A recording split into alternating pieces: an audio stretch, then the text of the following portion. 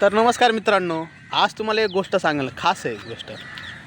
तुम्हाला वाटतं आहे की तुमचा जुना मित्र, लहानपणापासूनचा मित्र किंवा नवीन झालेला मित्र, दोस्ती यारी ही तुटावा नाही, तर मित्रासोबत कुठल्याही प्रकारचा पैशाचा व्यवहार करू नका.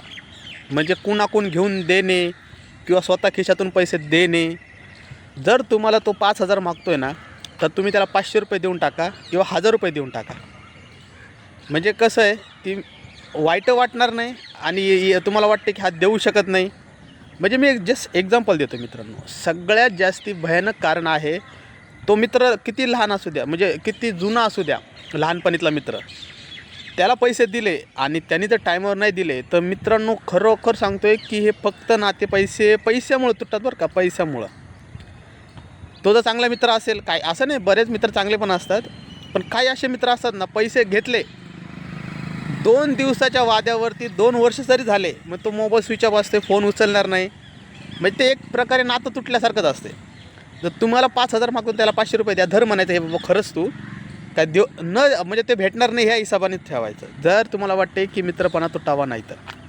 आणि जो खरंच प्रॉब्लेममध्ये मित्रांनो, जर तुम्हाला खरोखर एखादा मित्र जर मदत करत असेल ना, त्याला पण वेळेला तुम्ही मदत करायला पाहिजे, अशी माझी इच्छा आहे.